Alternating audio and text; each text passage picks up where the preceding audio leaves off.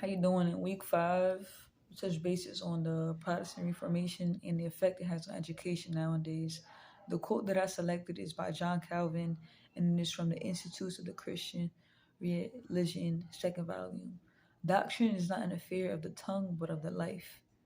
Doctrine is a creed, a belief, or a set of beliefs held and taught by a group, usually a church or a political party.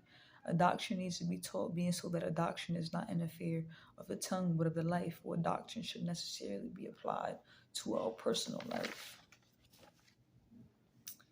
Now, I'm going to have to sit there and say that I agree with compulsory education, but I also don't agree with compulsory education. Compulsory education derived from ancient Judea, where families were responsible for educating the children and they were centralized around the religion. Now, formal education wasn't mandatory, but it wasn't until the 1500s that children were required to go to school.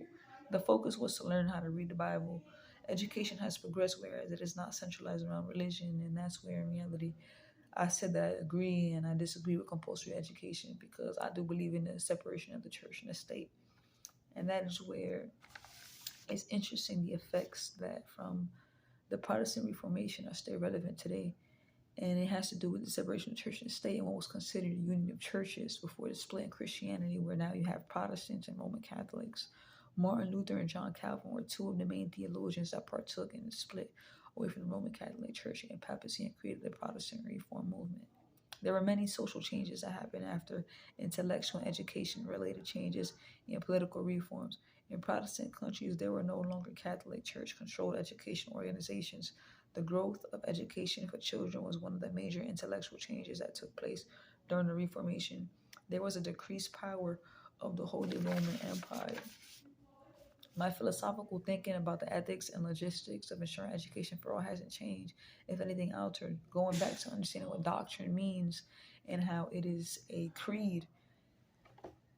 What doctrine would be needed in order to educate man, all men and women, where everyone's philosophical thinking would be more so implemented towards a better future, is where there's always been confusion as to why there's so many different religions, so many different political parties, and all that.